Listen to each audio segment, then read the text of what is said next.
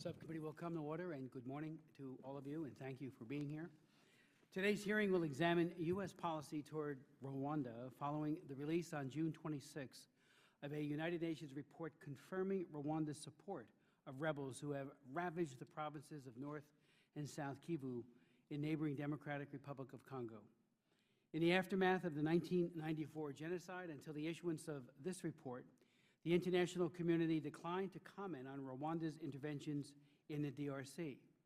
We need to better understand the devastation caused by these interventions and gauge how the United States can play a more meaningful role in bringing this crisis to an end. Unfortunately, our previously scheduled administration witnesses, Assistant Secretary of State for African Affairs Johnny Carson and USAID Assistant Administrator for the Bureau of Africa Earl Guest, are unable to testify this morning due to events in the world involving heightened security for U.S. embassies and aid missions. This would have been an opportunity to present a full statement of the administration position on what has happened in the DRC and what needs to be done to more effectively address the root causes of the ongoing conflict there. We do expect that they will be available soon to speak, and they have an open invitation to come before our subcommittee to do just that. Meanwhile, we have a distinguished private panel that will be more than able to shed light on the crisis in the DRC, as well as Rwanda's involvement in the ongoing rebellion in eastern DRC. The crisis in the DRC is both tragic and complex, and the ethnic cleavages have developed over more than a century, although they have been heightened in recent decades. The first significant recorded influx into the DRC of Rwandan Tutsis and Hutus dates back to the 1880s. Other ethnic groups in DRC, also then it was known as Zaire, began to fear the influence of the Rwandans, especially in the east. The Hutu-Tutsi conflict in Rwanda led to the 1994 genocide there, but the Hutu-Tutsi animosity also spilled over into the DRC. Hutu militiamen who fled Rwanda after the genocide have repeatedly attacked Rwanda, and fighting involving Tutsis and Hutus inside the DRC have terrorized the inhabitants of the eastern part of the country. As one of our witnesses today, Congolese Bishop Ntambu Ntanda will tell us, some 6 million people have lost their lives in the DRC as a result of the recurring conflict. Far from resolving ethnic disputes, the interventions by Rwanda in the DRC have exacerbated tensions among the ethnic groups who live there. In the wake of activity by Rwandan troops or militias that they create or support, Tutsi and Hutu people living in the DRC have become targets as a result. Rwanda has been engaged in armed intervention in the DRC for at least 17 years. If this is the most successful method to halt cross-border attacks into Rwanda by Hutu rebels operating from DRC territory, why is there continued devastation in the region? Why do Tutsis and Hutus living in the DRC seem more hated today than they have been previously? During the summer of 2008, the National Congress for the Defense of the People, or the CNDP, a Congolese rebel group, reportedly was backed secretly by Rwanda. It was initially led by Tutsi General Laurent Nkunda, I should say, and an indicted war criminal. As soon as a March 23, 2009 agreement between the DRC and Rwanda led to the arrest of Nkunda, but replaced him with Bosco Ntaganda, even then a suspected war criminal, for whom the International Criminal Court, or the ICC, had issued an arrest warrant in 2006. When CNDP judged that President Joseph Kabila had broken the 2009 accord, Ntaganda led a mutiny that named itself M23 for the date of the broken agreement and began a reign of terror in the DRC. In June of this year, a United Nations group of experts report confirmed that Rwandan Defense Minister James Kabarebe and other top Rwandan military officers played a central role in organizing, funding, and arming the mutineers in eastern DRC. The report also stated that Rwandan military officers engaged in efforts to convince Congolese businessmen, politicians, and former rebels that had joined the Congolese army to join the M23 mutiny in order to wage, quote, a new war to obtain a secession of both Kivus. The further report charged that Rwanda was protecting Ntaganda from arrest. Meanwhile, Nkunda remains in Rwanda, immune from prosecution for his crimes. Aside from ethnic divisions and allegations of a breach of faith in agreements, another source of conflict has been the abundant mineral wealth in the DRC, including 70% of the world's coltan, used to make vital components in cell phones and other electronic equipment, 30% of the world's diamond reserves, and vast deposits of cobalt, copper, and bauxite. The UN report stated that rebels in the east export precious minerals for profit to fund their continuing mayhem, and that the Rwandan officials were also benefiting from DRC's mineral wealth. I would note parenthetically that I have visited this area. I was shocked and dismayed by the abuse, especially of women, in this area where sexual violence is an everyday occurrence. And in visits to Goma, in visits to meetings with the UN deployment of peacekeepers, became very clear that the people in the villages continue to be at extreme risk of violence, and that has got to stop, and we need to do more. Again, as the bishop pointed out, 6 million people. That is numbing, and we need to do more. I'd like to yield to my good friend and colleague, Ms. Bass, for any comments you might have. Mr. Chairman, thank you for holding today's hearing. The continued and seemingly growing tension between the two nations is deeply concerning and raises a host of questions that must be actively addressed. As we are well aware, instability in the region and numerous accounts of human rights violations reminds us that there is still much to do to protect civilians, including women and children, who have too often endured the unspeakable burden of rape, violence, and injustice. As the chairman has indicated, the UN group of experts report to the UN Security Council includes clear evidence that elements of the Rwandan government have been involved in various military activities in the DRC. These activities include Rwanda's direct engagement and support of the armed group M23. On several occasions, the State Department has expressed its deep concern and the need to end violence in eastern DRC and to put an immediate and permanent end to any and all outside support. State has gone on to express its support for regional cooperation against armed groups, including joint military operations. Since the Rwandan genocide, which took the lives of nearly 1 million people, the international community has worked diligently to promote lasting peace and stability, not only in Rwanda, but across the Great Lakes region. This is perhaps exemplified most clearly in the United Nations Organization Stabilization Mission in the DRC and its expanded mandate. We held a hearing last week on peacekeeping in Africa, and certainly we must continue our nation's support of such operations that support sustainable peace. The gravity of the UN's finding attests deeply troubling operations and human rights violations that have endangered or killed countless. One of our witnesses today, I believe, will estimate these killings may well have exceeded 500,000 lives. That's just an unbelievable number. There is no question in my mind that these activities must be brought to an end, and those responsible should be held accountable. The UN report is but one of a growing number of reports on this very issue. Human Rights Watch has conducted extensive research, including having witness accounts that speak to human rights violations and probable war crimes. The witness testimonies of the Human Rights Watch research leaves little doubt that innocent people have been unable to defend themselves. In a recent report, it's my understanding that Human Rights Watch has documented the forced recruitment of over 100 young men and boys by M23 over just the last 6 weeks. Some have been as young as 15 years old. Over the last several months, and in light of the UN report, a number of governments, including our own, have either suspended or delayed financial commitments. Other governments, including Sweden, Germany, the UK, and the Netherlands. While at least one government ultimately released funds for disbursement, donor nations appear to be taking a tougher look at Rwanda's involvement in these matters. While there is still much to learn about the full extent of Rwanda's involvement in these matters, I want to repeat my deep concern. More can and must be done to end support of M23 and other rogue elements operating in the DRC.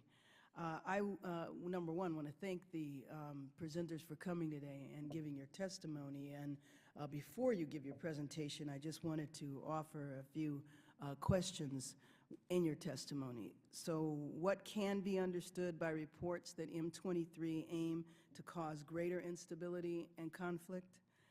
Is there the belief that this crisis can only be solved through military action, such as the international neutral force recommended by the International Conference on the Great Lakes? And finally, what, in your opinion, are the non-military options that the U.S. and others can employ that can result in a peaceful and sustained end to this testimony? Thank you, to this crisis. Thank you, and I look forward to today's testimony. Thank you, Ranking Member Bass. It is now our committee's high honor and privilege to welcome Ntambo and Tanda, the Bishop of the United Methodist in North Katanga Annual Conference of the United Methodist Church. As a leader in the church in the Democratic Republic of Congo, he has led the community in responding to the needs of some 30,000 displaced people during Africa's World War in 1998 to 2001, and he negotiated the peace in the Mai Mai militias in North Katanga in 2004. He has served as chancellor of a university and as an interim bishop in Zimbabwe. Bishop Ntanda has also accepted an appointment as senator in the Parliament of the Democratic Republic of Congo. We will then welcome back to our committee a man who is no stranger, Mr. Mark Schneider, who joined the International Crisis Group in spring of 2001 as Senior Vice President and Special Advisor on Latin America. He directs the Washington Advocacy Office, conveying crisis group analyses and recommendations to the White House, the State Department, the Department of Defense, and of course the United States Congress, as well as the World Bank and other institutional international organizations. He also serves as Special Advisor on Latin America and on HIV/AIDS and security. Before joining the International Crisis Group, he served as Director of the Peace Corps and as Deputy Assistant Secretary of State for Human Rights. And just recently, last fall, he testified before our committee. But again, that friendship and relationship goes back many, many years. So thank you for being here again. We then welcome Mr. Jason Stearns, who is currently with the Rift Valley Institute, who is pursuing a PhD at Yale. He has extensive knowledge working on human rights issues in Central and East Africa. He has spent time in the DRC working as a coordinator for a UN panel that researched rebel groups there and as an analyst for the International Crisis Group in Kenya. Mr. Stearns has also written a well-received book, Dancing in the Glory of Monsters, a history of the Congo Wars of 1996 to 2003, based on extensive interviews with leading protagonists of that conflict. Bishop, the floor is yours.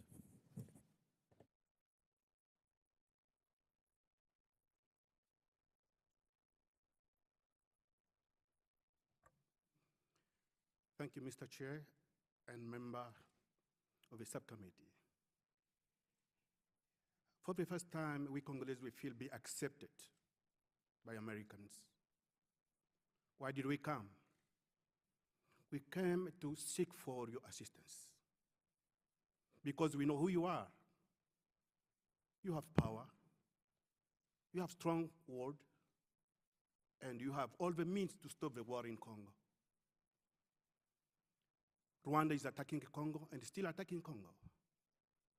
More than 6 million have been killed and still being killed.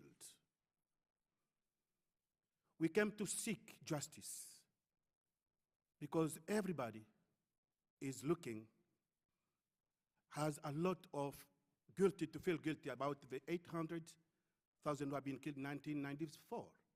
But no compassion to Congolese at all. 6 million. No one is paying attention, even having compassion to us. We have come to let you know that we are not against Rwanda. We have no mean at all to hurt, to harm. We have no mean to try to do revenge to Rwandese or to spread hatred between Rwandese and Congolese. But the point we are bringing to you is that Rwanda is killing our people. We want you to make peace, knowing that peace in Congo will be the peace in Rwanda. Yes, America, you have been so blessed to become also a blessing to us as to many nations. Can you stop this war, that we can have peace? Can you imagine your own wife having sexual relationship before a person you don't know? No. Can you imagine your children, boys and girls, asked to make sexual relationship in your front?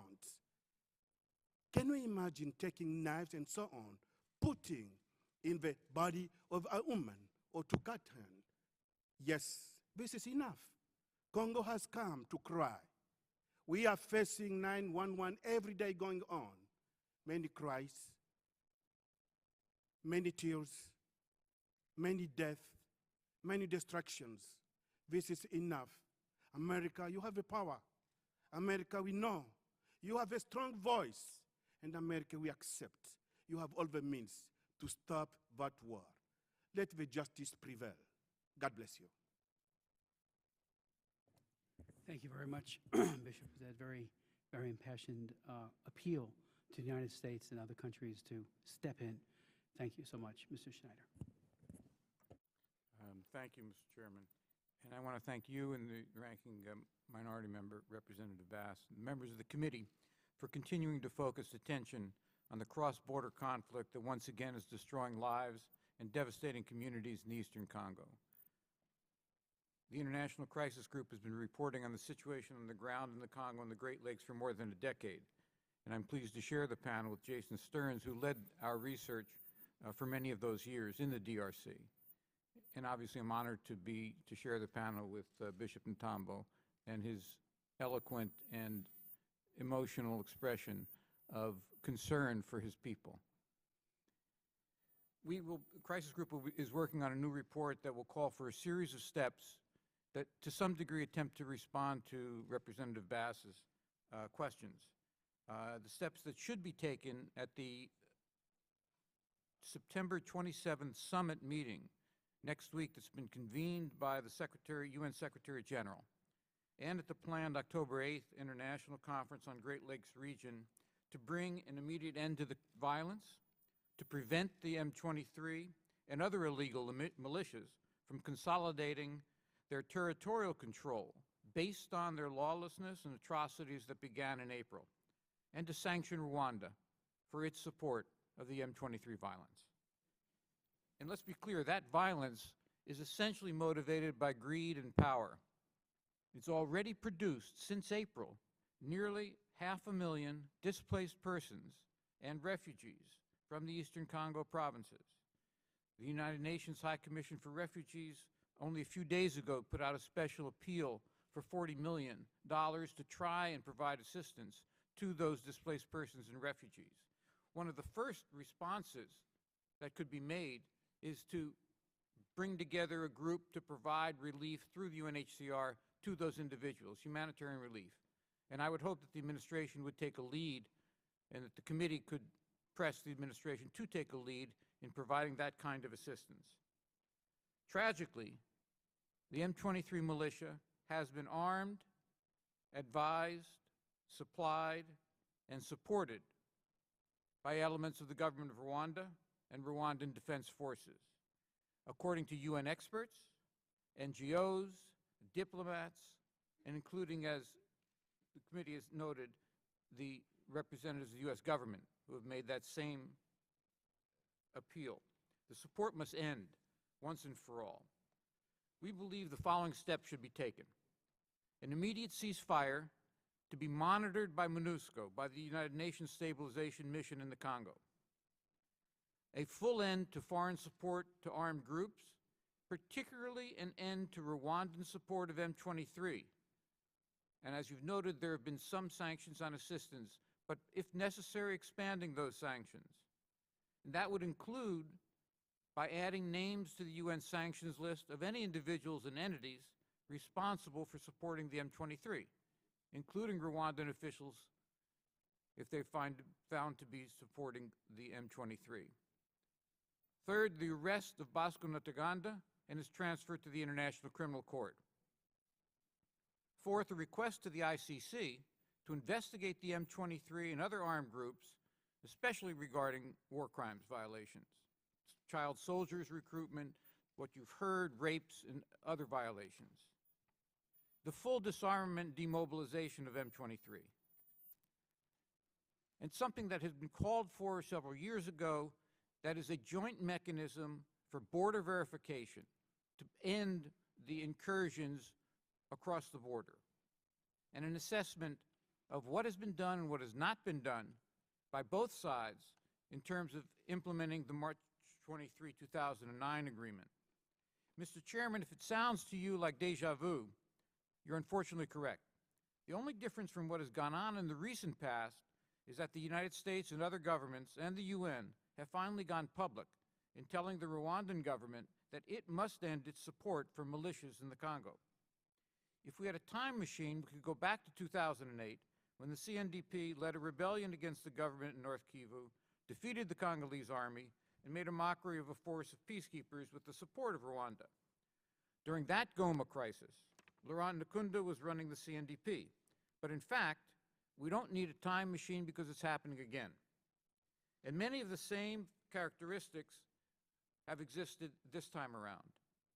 What sparked the events since April appear to be that in March, President Kabila ordered the arrest of General Bosco Ntaganda, who would replace Nkunda as head of the CNDP.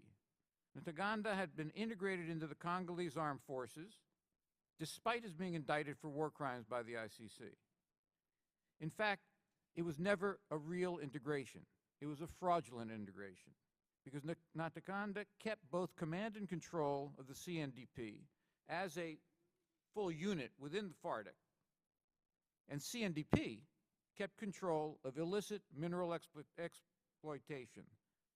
Once the word leaked that Kabila wanted him arrested, Ntaganda defected from the army and took to the bush with several hundred soldiers. He then joined another renegade CNDP army officer, and the group took the name M23 in reference to the March 23, 2009 agreement, as you've noted. However, it wasn't the lack of respect for the March 23 agreement. It was the threat of arrest of Ntaganda, as well as their desire to maintain control over illicit economic operations in eastern Congo, defending the business interests and networks established by the CNDP and perpetuated even after they'd integrated into the Congolese armed forces. The failure to dismantle the CNDP command structure when the troops were incorporated into the FARDC allowed them to fester and allowed them to continue illicit control over local resources. Since April, they've conquered large chunks of territory in North Kivu and are now administering them. That rebel group is financing itself through coercive taxation of supply trucks going to Goma. The government's weak response to the challenge has resulted in FARDC officers defecting in South Kivu, but also in Province Oriental and Kasai Occidental. And deep in rural areas, other armed groups are taking advantage of the tactical situation and expanding their own control and committing their own abuses. Unfortunately, despite calls in the past from the European Union, Belgium, the United States, and others, Kinshasa simply remains unwilling to reform its own army. And in the most recent instance, has again begun to forge alliance with its own militias. And as in the past, Rwanda is denying any allegations of involvement. And I think it's important to stress, Mr. Chairman, that the evidence of Rwandan official support for the M23 is overwhelming. And I'm going to quote just a couple of statements from the UN Group of Experts addendum that was released in June, in which it said, and I quote, "The group has gathered overwhelming evidence demonstrating that senior RDF officers in their official capacities have been backstopping the rebels through providing weapons, military supplies, and new recruits." It goes on to say, "Through such arms embargo violations, Rwandan officials have also been in contravention of the sanctions regime's travel ban and assets freeze measures by including 3 designated individuals among their direct allies. Since the earliest stages of its inception, the group documented a systematic pattern of military and political support provided to the M23 rebellion by Rwandan authorities." And And let me add that the rapes, the extrajudicial executions, and forced recruitment by the M23 over recent months has been described in a series of reports, and most recently, as you noted, by Human Rights Watch. Continued support by Rwandan authorities raises questions clearly of their complicity in those international law violations. And I think it's also unfortunately important to be clear that one element in the current crisis is the blatant military ineffectiveness of the Congolese armed forces. Internal infighting, corruption, delinquency, the total lack of professionalism essentially allowed 700 poorly armed and trained rebels to defeat now for more than 5 months a government army of thousands of troops trained by several countries, including the U.S., and an 18,000 member UN force charged with backing up the DRC army and helping them prevent violations of civilian lives, has simply failed to carry out that obligation. The measures that I outlined earlier can be seen as a conflict management approach to deal with the current crisis. However, these are stopgap actions. What has to occur is the implementation of the 2009 agreement, an end to Rwandan government support for proxies in Eastern Congo, and key governance reforms in the DRC that simply have not occurred. Starting with the holding of credible provincial and local elections, decentralization, and action in the fight against corruption. They obviously are critical. And if the Western nations, including the U.S., want to move from crisis management to conflict resolution in the Great Lakes region, they have to speak with a single clear voice and exert direct political pressure on both Kinshasa and Kigali to take the immediate steps that I've outlined, as well as to commit to long-term governance reforms that are essential. Thank you, Mr. Chairman. Mr. Schneider, thank you so very much for your testimony, for your very specific recommendations and analyses that hopefully the administration, the Congress are listening. We certainly are, and we will do our level best to follow up with very specific recommendations. So thank you so much. Mr. Stearns. Chairman Smith, Ranking Member Bass, thank you very much for this opportunity today. I'm based in the Eastern DRC, so I've been following the situation very closely there. The current crisis, beginning with the rise of the new M23 rebellion, is the result of the failure of the Congolese peace process to deal with the persistent causes of conflict in the region. While there are no easy fixes to these deep-rooted challenges, and this is very much along the lines of what my two colleagues here said before, a lasting solution will require a significant change in how the U.S. government engages with Rwanda, but also for Kinshasa to initiate a political process to get out of the present impasse. As you know, in early April, a mutiny spread across army camps in the eastern Congo, led by former officers of the CNDP rebellion, who had been integrated into the National Army in 2009. This mutiny draws on three main sources of instability. Its officers claimed, first of all, that they suffered from ethnic discrimination, that the Tutsi community, from which most of them come, was the victim of persecution. Now, there is no doubting the prevalence and, unfortunately, the vitriol of anti-Tutsi sentiment in parts of the Congo. However, this legitimate grievance has also been manipulated. From the beginning, the mutineers have received support from the Rwandan government and local politicians who worry that the dismantling of CNDP networks in the eastern Congo would jeopardize their businesses, their personal security, and control over local politics. This is the second factor fueling the current morass: elites employing armed force to preserve their interests. The final source of insecurity is the Congolese state itself. Its crippling weakness reinforces the belief that the only way of protecting property and individual freedoms is through armed force. The Congolese state has neither the rule of law to guarantee property rights, nor the force of law to suppress armed rivals. These weak institutions are perhaps the most intractable part of the current conundrum. Well, the mutiny initially failed, with the majority of those having defected from the National Army returning within days and over a dozen of the ringleaders arrested. The remaining mutineers fled to a small stretch of hills bordering Rwanda. That was around mid-April. It was then that the Rwandan government's interference and involvement became acute. They intervened to prevent Kinshasa from crushing this mutiny. Over the following months, Rwanda supplied weapons, equipment, helped M23 recruit hundreds of soldiers, and several occasions sent whole Rwandan army units across the border in support. Let me be clear. As Mark said just before me, there is no doubt about Rwandan involvement. It has been documented by a United Nations report released in June by Human Rights Watch and by our own researchers. In response to this evidence, donors have suspended around $90 million in aid to Rwanda, as well as $200,000 from the U.S. government, as you know. Despite this, the situation has not improved. Rwanda has continued to support the M23 even after the suspension of aid and even after the UN report, including by sending troops to Rutshuru, take the town of Rutshuru, which is near the Ugandan border, in early July. So, what is the way out of this impasse? And I'm going to start perhaps addressing some of the questions you raised, but I'll finish that probably in the question and answer period. The neutral force that you mentioned, unfortunately, I don't think it has much of a future, and I think actually it could be a waste of time in the sense that we're pursuing a track that's not going to go anywhere. So far, the U.S. government, along with other major donors, has reprimanded Kigali and condemned the mutiny. That's been the main response. But I'd like to highlight that such criticism of Rwanda is, on its own, not a solution, and will only enhance the defiant rhetoric coming out of Kigali.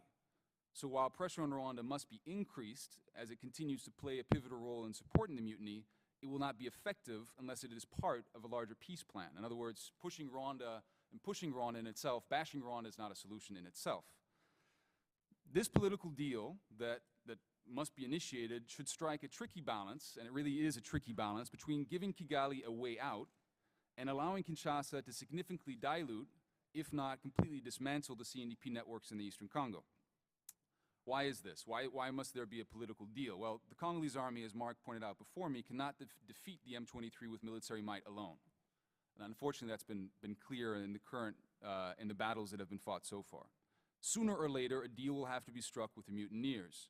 An acceptable outcome of this deal would include the arrest of the worst offenders within the M23, including Bosco Ntaganda, who's wanted for war crimes by the International Criminal Court, and the reintegration of other officers and troops into the army, but redeployed elsewhere in the country.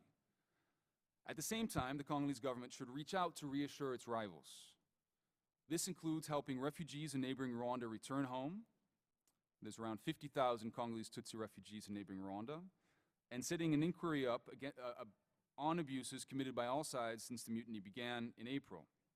A more difficult compromise could be to consider allowing Rwandan troops to continue to deploy small units and joint operations in the Eastern Congo against the FDLR, albeit with significant safeguards. Now, the only way this kind of deal can work is if Rwanda plays a part.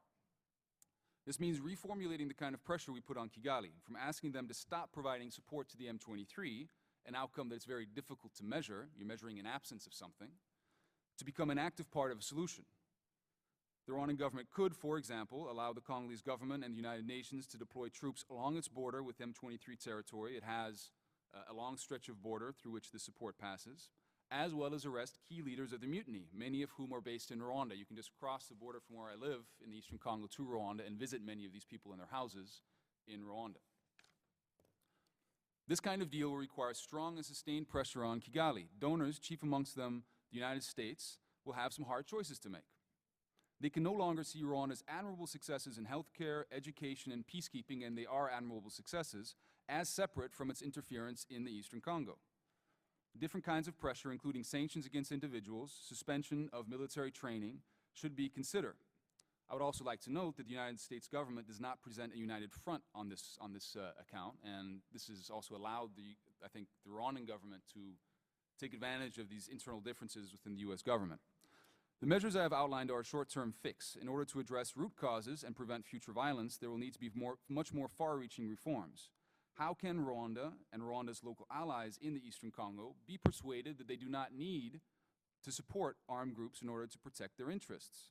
How can the Congolese state overcome inertia and vested interest to reform its decrepit state apparatus? These are the most fundamental questions policymakers need to address for the long term. These are not solutions, however, that should be imposed by outsiders like us. An African option would be, for example, a high-level expert panel like the Mbeki panel on Sudan, with an African Union mandate to pursue both short and long-term solutions. This is part of the political process that I mentioned before that needs to be revived. This could revive the international community's political engagement with the conflict, which has lacked coherence and focus since the end of the transition in 2006. To conclude, the situation in the Eastern Congo is indeed bleak, but this latest crisis is also an opportunity to change the way the outside world engages with this region and to address some of the structural problems that have caused these crises to recur with tragic regularity. As a matter of moral consistency, the United States government cannot continue to help fund the Rwandan national budget on the one hand, and at the same time continue to spend hundreds of millions of dollars to stabilize the Eastern Congo. Thank you for your time and opportunity to present today. I'm happy to answer your questions. Thank you very, very much, Mr. Stearns. Just to begin the questioning, let me begin with Bishop Intada. When you presented your petition to the United Nations, could you tell us what the response was from UN officials, and especially since obviously our government is what we need to be focused even more on? Your delegation met with the U.S. officials during your visit, and what was their response? Did they give any feedback as to what they might do to mitigate this violence? Thank you, Mr. Chairman. First, I want to say that this initiative is not in Tambo. This was the initiative of all church leaders in the Democratic Republic of Congo, including civil society. And second, we didn't come to defend Congolese government. We are not Congolese government agency. This is totally in freedom of church initiative, church leaders, as well as civil society. Well, we had a chance to come as a church to express our cry, to express our deep depression. When you hear me, my point is people are dying, every day going. Even September 11 passed, I got a telephone call from one girl from Goma. I wanted to say hello when I was here in America. She just expressed a feeling. She said, well, Bishop, they just shot my uncle. I can give you the name. I can give you the telephone number. They just shot my uncle. This last September 11. Yes, we visited a United Nations.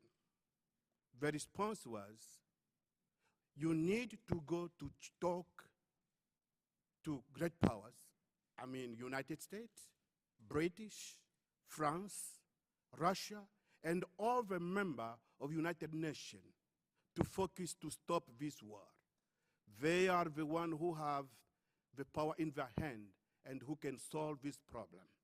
United Nations General Secretary, by himself, he can't really solve the problem. It needs to be united. It needs the voice from the members of United Nations. Thank you. Thank you. If you could, Bishop, you testified that women who have been raped in Eastern Congo are rejected by their husbands and society. Oh, excuse me. Excuse me, Chair. Yes. Yes, we visited United States. Right. We visited Canada. Some of them, we were 32 delegates. Sorry to take you back. All the European countries, I mean Belgium, France, Germany, Britain, all over the world, including African countries, the church leaders went to express the same feeling and asking the same assistance. Stop the war in Congo. Thank you. What was the response from the U.S. government? What did they say they would do? Yes, when we met State Department, I wish if he was here, I know. They really regretted. They really regretted. And they expressed their feeling, but they are going to work through. But what we have come to you is the Congress has the voice. The Congress can listen to us. We don't like to put in those things in political side. Congo government has done what he can do. Can you imagine you are asked to assist someone? The United Nations asked to assist them when the war started in '94.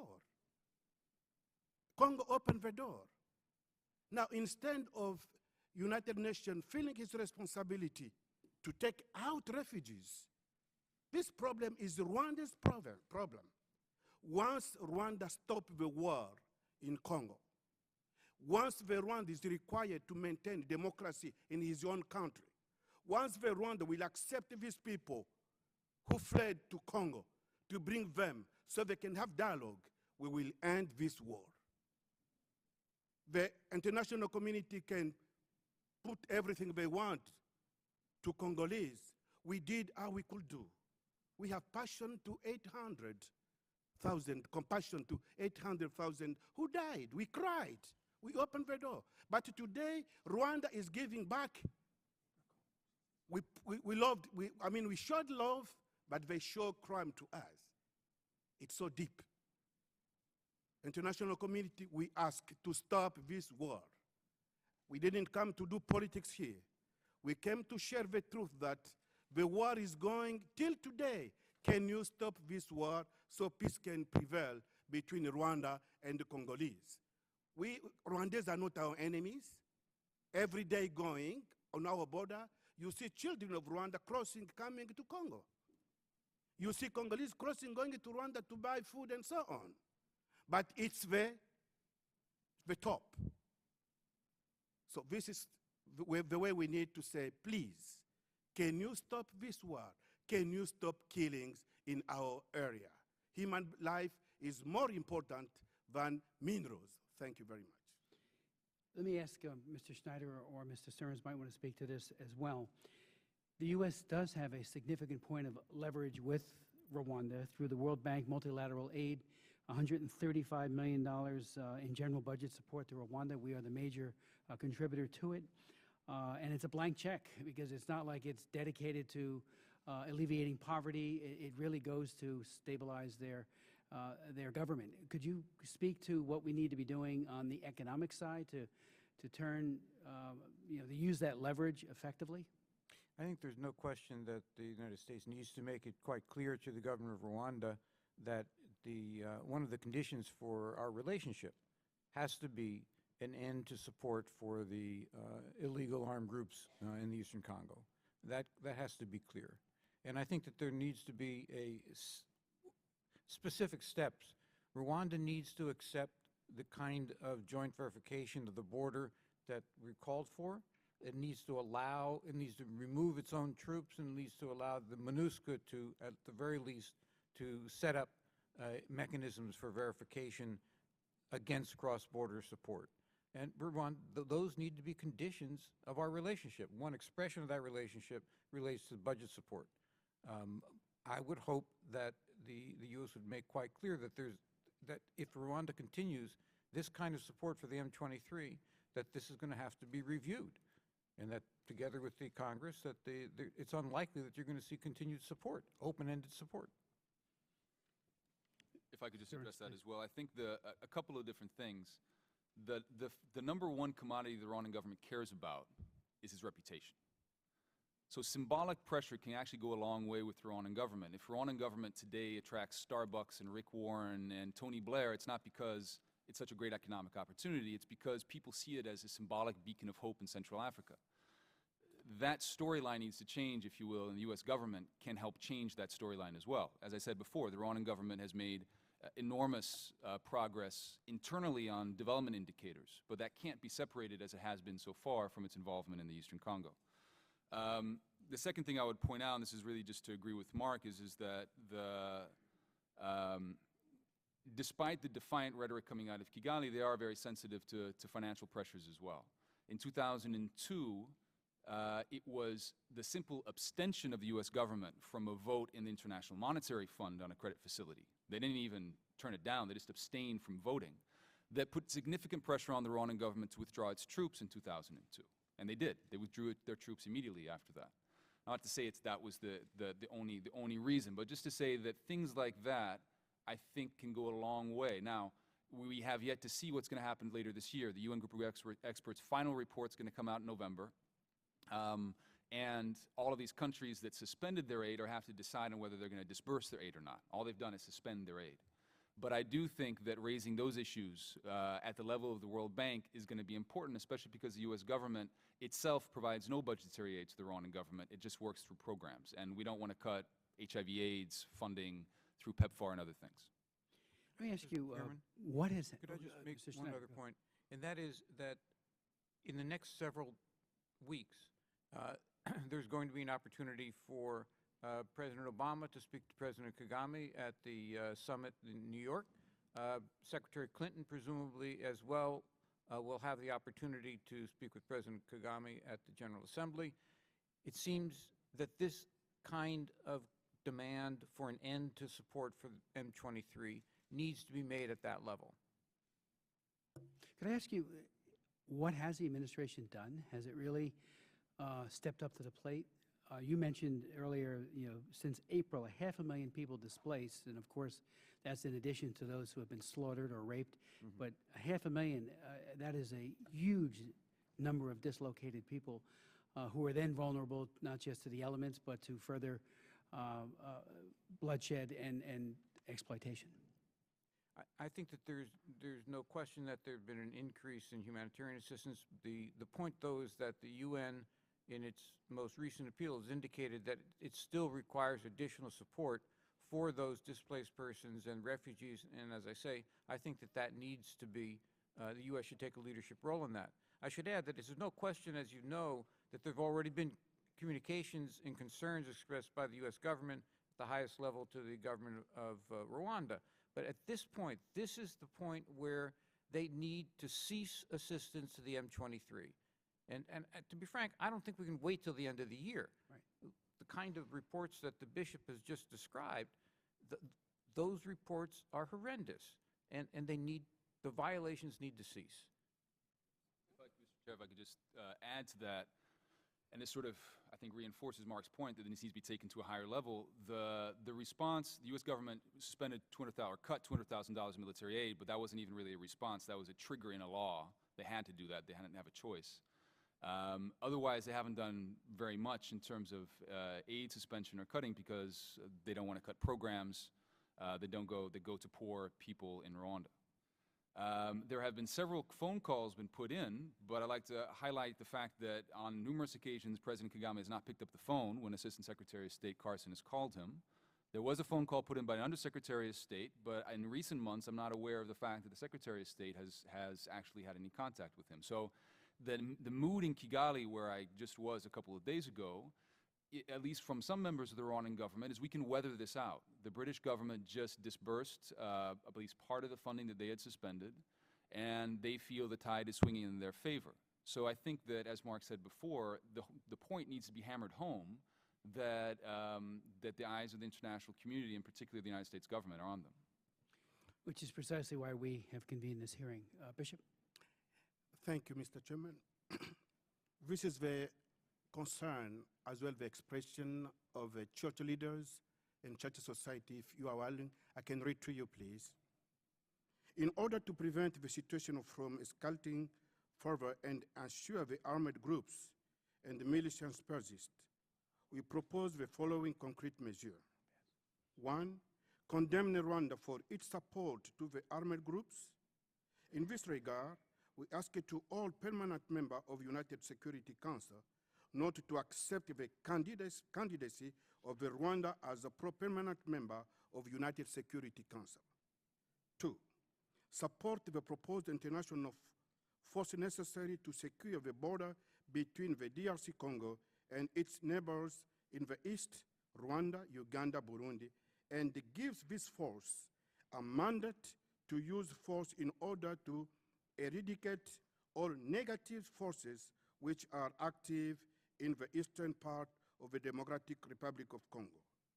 3, support the DDR process.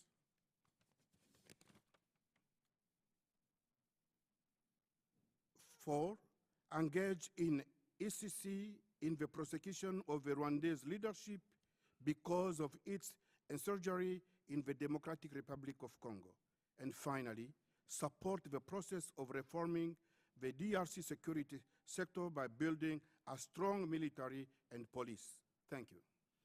Thank you. Let me just ask a couple of final questions and just point that Ms. Bass had to leave for a family emergency, so she wanted me to convey to you that she is absolutely interested in what we're doing here. It's a matter of she had to run home. So I just want you to know that. The UN group of experts identified several individuals in the Rwandan government as being directly involved in ADM 23, most notably the Rwandan Minister of Defense.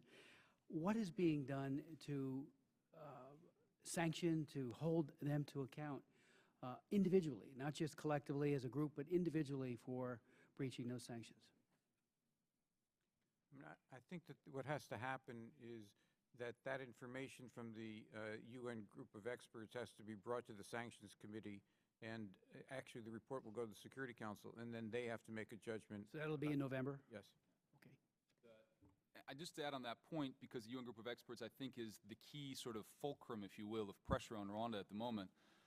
In response to the addendum that came out in June, the Rwandan government has launched a full-scale campaign of undermining the credibility of the group of experts, including calling the coordinator of the group of experts a genocide ideologue.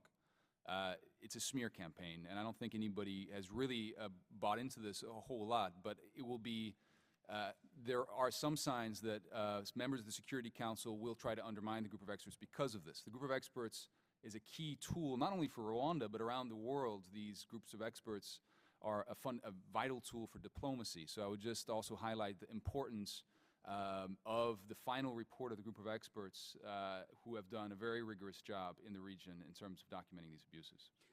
Ms. Stearns, you mentioned, at least if I heard it correctly, that you didn't think the neutral group had much of an expectation that it could do something.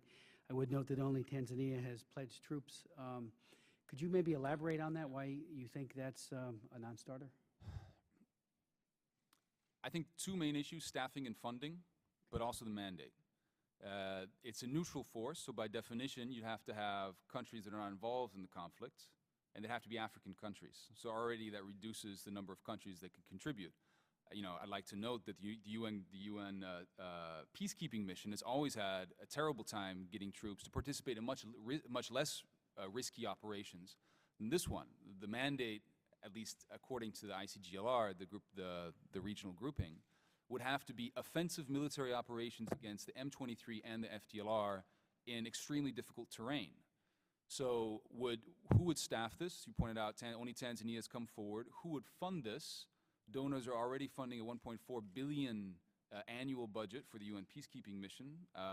According to the donors I spoke to, including the US government, there's no real will to fund another military mission that would cost hundreds of millions of dollars a year, there's no doubt. And would they get the mandate to do this? I'm sure you could find African countries to deploy troops to do very little, to do observation, but that's what the UN peacekeeping mission does. So I think for various reasons, I'm skeptical. I would also add that because of these negotiations, there's been a lull in the fighting, which is great.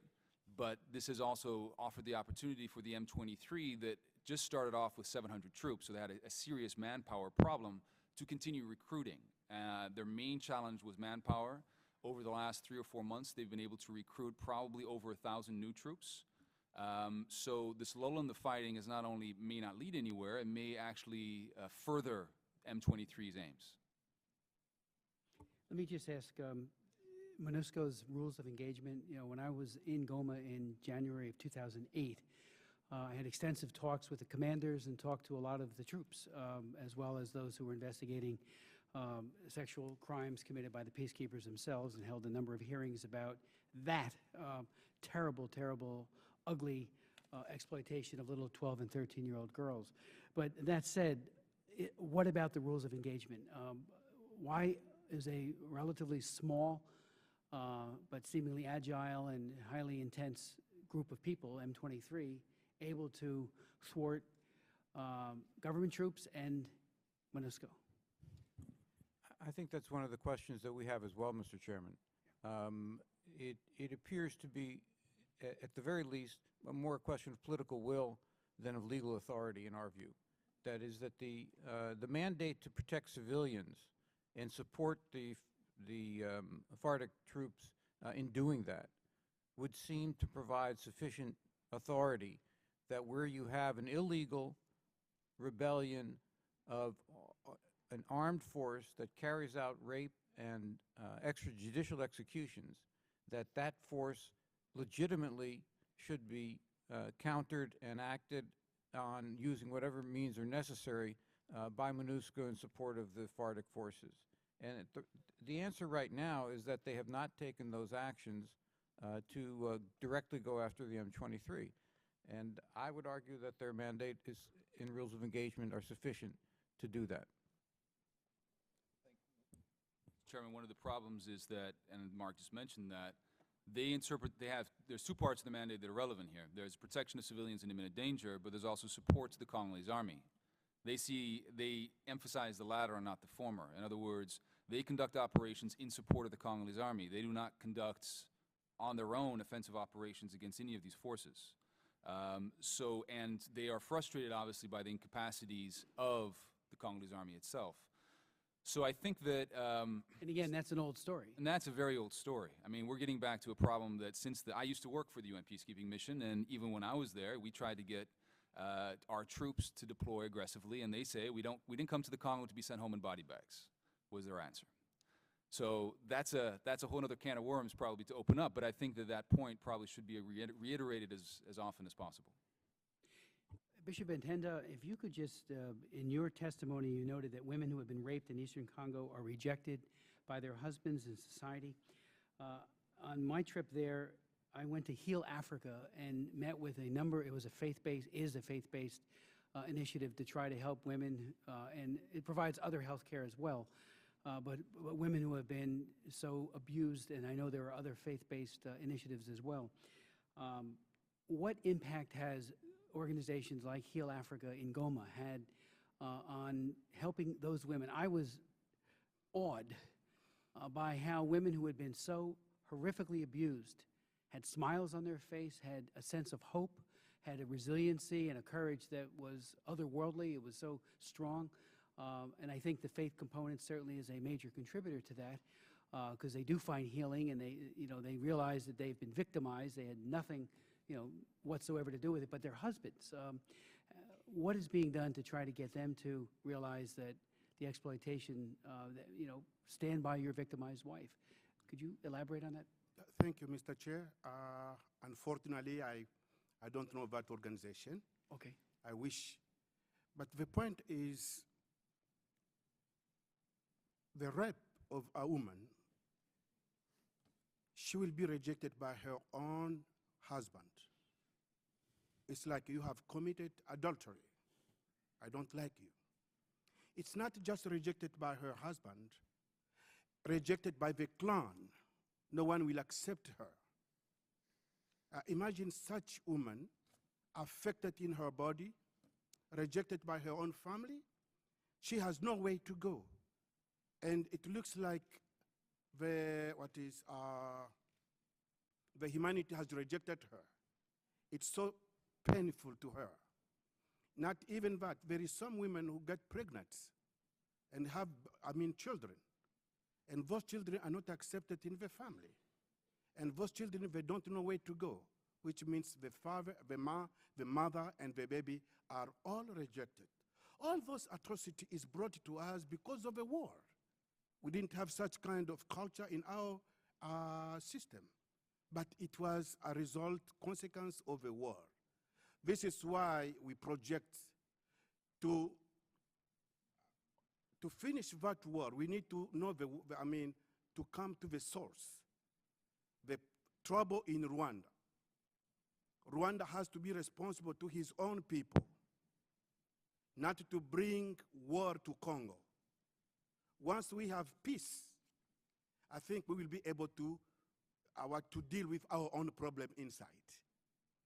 In fact, when the lady is rejected, probably, with this kind of talk we got from here, we will find the traditional ways to take care of her and of the baby. Concerning the organization, I'm so sorry, Mr. Chair, I don't know them, and I wish if I knew them, I could speak about concerning them. Let me just ask one final question, and then any other points you might want to take, please do. We had a hearing earlier this year focused on the killing fields in North Kivos and that area. And some of our witnesses made a point that everyone seems to know about Sudan and Darfur, and yet in an area in a region where some 6 million people have been slaughtered, there still remains an incredible ignorance and a lack of focus and even understanding as to what's going on. I can't figure it out. I'm wondering if perhaps you could convey to us what we could do to, we even invited Ben Affleck, who's been very visible in his efforts to bring attention to the killing fields there, and he noted that as well, that he has made it his mission to try to bring visibility to this, because visibility hopefully leads to governments taking more bolder action, because in my opinion we have been very weak and ineffective, even though we've done some things. It has not been at the top of the agenda, which is why I asked the bishop earlier about what the response was from U.S. government officials at the Department of State in terms of what they want to do, next steps, which is why we had hoped that, you know, Assistant Secretary Johnny Carson and our guest would have been here.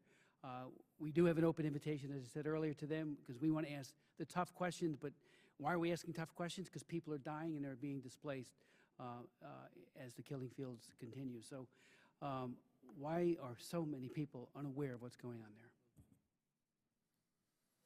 Mr. Schneider? You know, I really don't have a good answer for that. I mean, you would think that after the nearly decade, more than a decade-long, 15 years of continuing conflict, that it would be much higher on the public agenda internationally.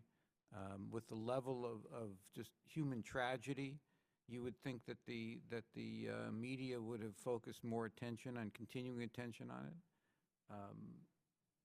I think the problem is the recurrence, that people don't see. They focused on it, they thought it ended, and then it happens all over again. And there's just so much bandwidth, and unfortunately, it just has not remained high on anyone's agenda. The curse of the Congo War has been its complexity. You know, if you can't understand something or soundbite it or fit it into some easily encapsulated interest, you could say, it's difficult to make people care about it.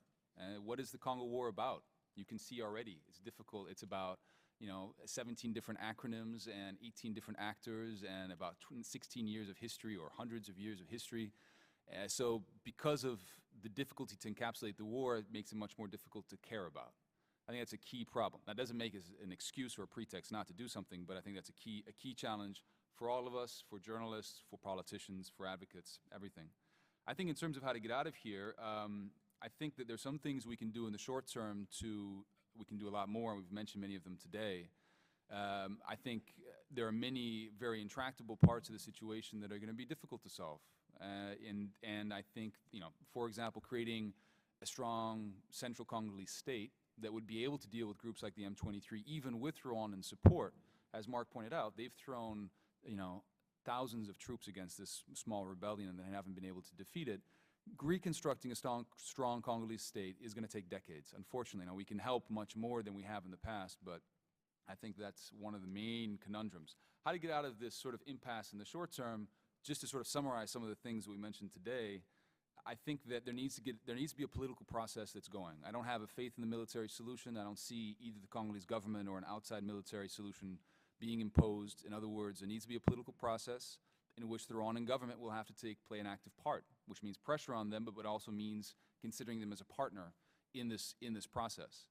The outcome is going to have to be the arrest of top M23 leaders, but the reintegration of a majority of them into the Congolese army, but deployed elsewhere. That's one of the key demands of the government, and I think in this case it makes a lot of sense.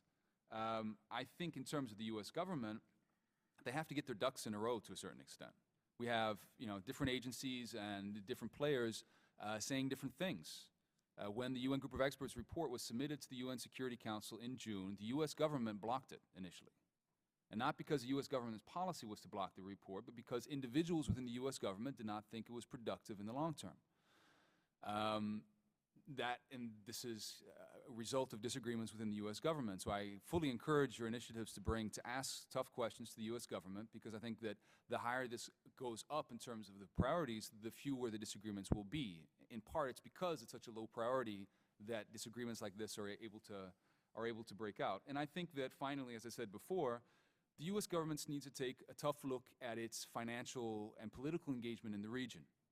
As I said before, we can't minimize the progress that Rwanda has made since the genocide. It's made fantastic progress. It's it carried out amazing innovations in health and education.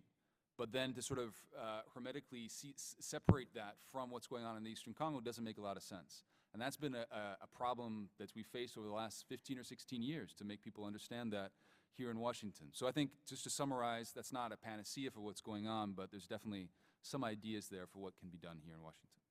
Could I, Mr. Chairman?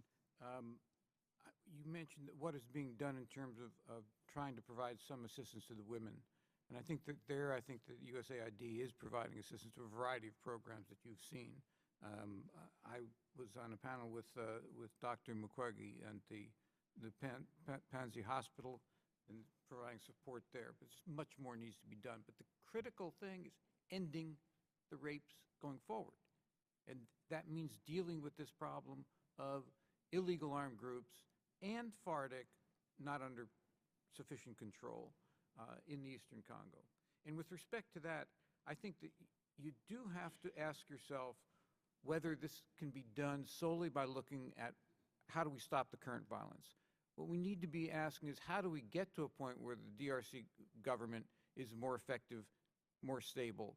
And it seems to me there we have to go back to the question of post-electoral dynamics, and we have to ask the question of what are we doing as a government, international community, in trying to ensure that the flaws that occurred in the previous election don't continue, and that the next round of provincial and local elections are much more credible.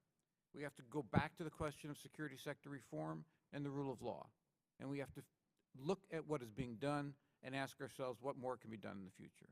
And finally, with respect to MONUSCO, we called for an internal audit of MONUSCO's role in the past, and we think that that should be done now with respect to MONUSCO's response to the M23 mutiny, if you will, and then to ask what it should be doing with respect to the dual mandate of protection of civilians and support for the Congolese armed forces. And finally, I agree with Jason with respect to the internal advances on the development side in Rwanda. But let's not forget there are also limitations with respect to democratic reforms inside Rwanda as well, along with the cross-border activities that need to cease. We need governance reforms on both sides of the border, and we need an end to illegal actions that promote violence across the border as well. Thank you. Mr. Stearns, you mentioned a moment ago about the initial blocking of the UN report by the U.S.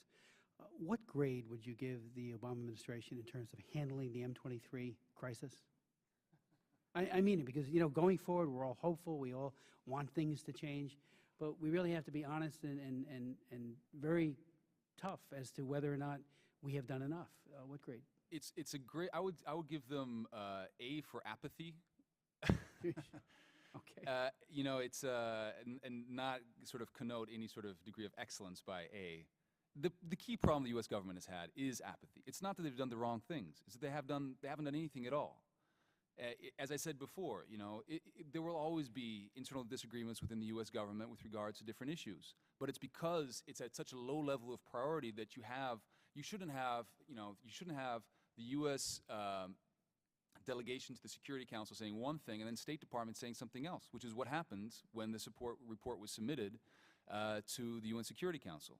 So I think that I don't think that, speaking to people at State Department, they have good ideas, they're smart people, they're engaged, but it's not a high level enough priority to deal with. So the response has largely been spend a lot of money on it, but don't allocate the necessary political will.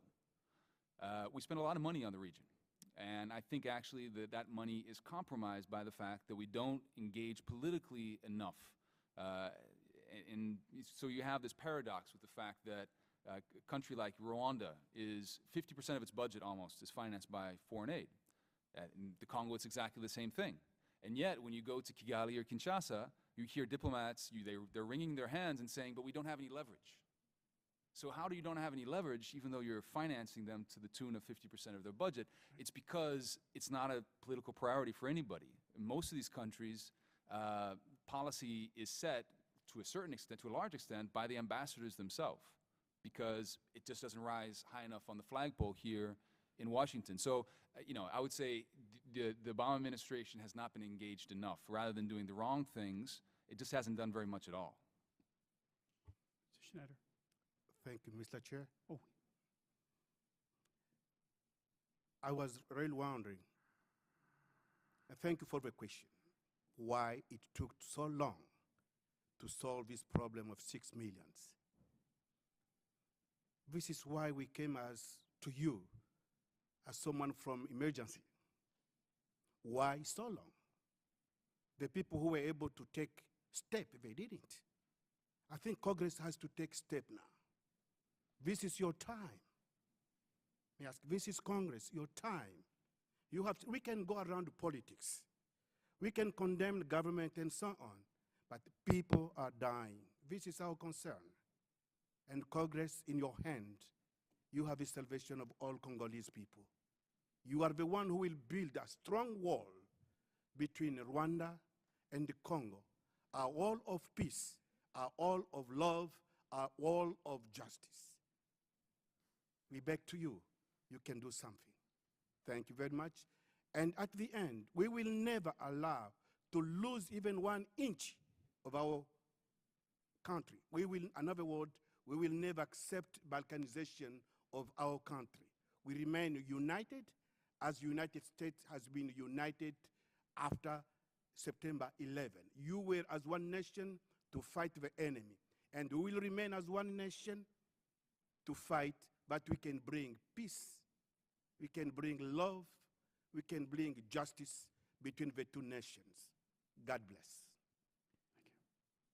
If I could, the one thing I don't want to have a misapprehension. There's no question that there have been high-level interagency focus by this administration on the DRC and on the Great Lakes region. They had a previous special envoy who you knew quite well, late Harold Wolpe. They have a current one. The problem, it seems to me, is that with respect to this particular instance, it seems to me that it has not is not drawn enough of a continuing high-level engagement so that the answer to your question is incomplete.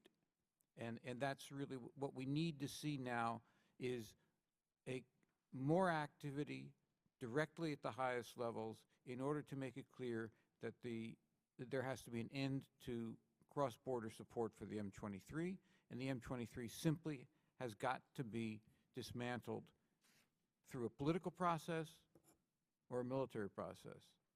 And probably it'll require both. At least the threat of a military element is going to be necessary. For a question, our African specialist on the subcommittee, Greg Simpkins, who was actually in the region as far back as 1998, and yield to Greg. Thank you, Mr. Chairman. Back then in '98, right before the war started, I was quite clear that the problem of cross-border raids into Rwanda was very serious. And this is the reason that the Rwandans give for intervening, although we have issues with the way they've done it. A lot of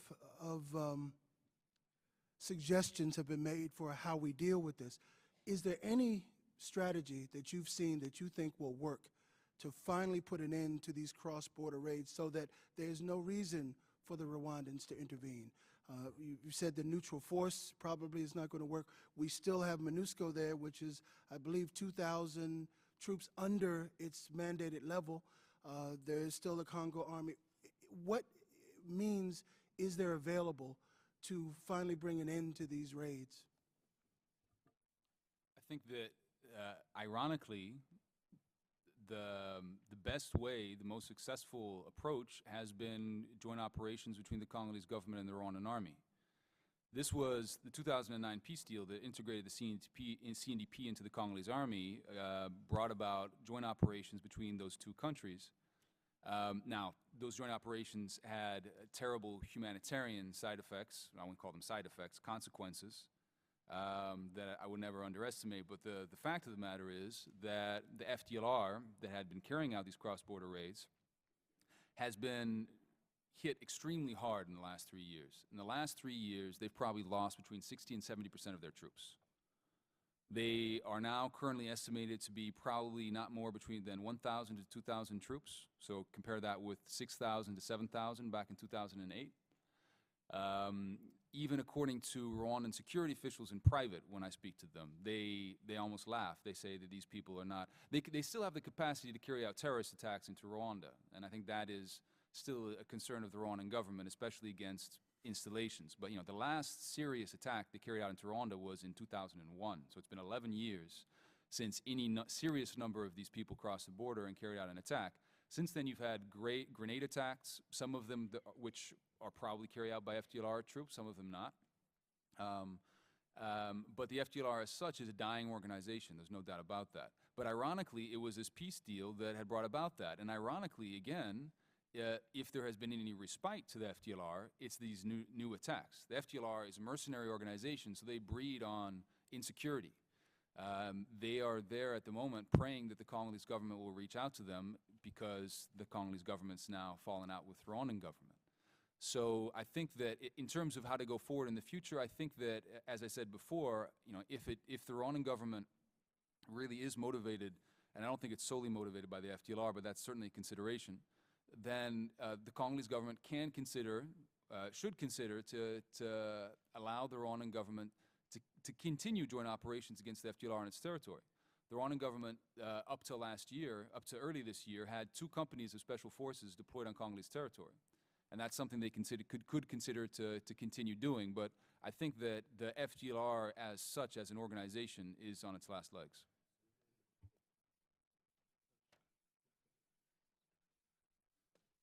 I mean, I think that if you need to have, in a sense, a renewal of the previous political agreement, but it's going to require additional pressure on both Kigali and Kinshasa.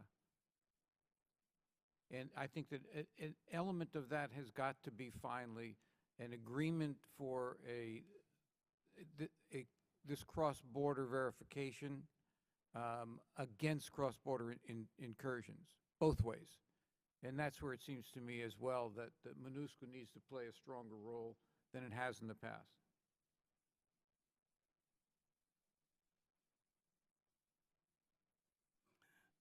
Well, thank you very much. You can look at UN report. I think we will have the correct answer to this. Rwanda is arming Hutus, militias, sending them back to Congo in order to justify its presence for economic reason with coltan. I think the best one who can receive a very good response to that is a UN report in your hand. Rwanda is playing all kinds of games to hide himself, to justify himself. I think UN report is clear. We will find the correct answer from there, please.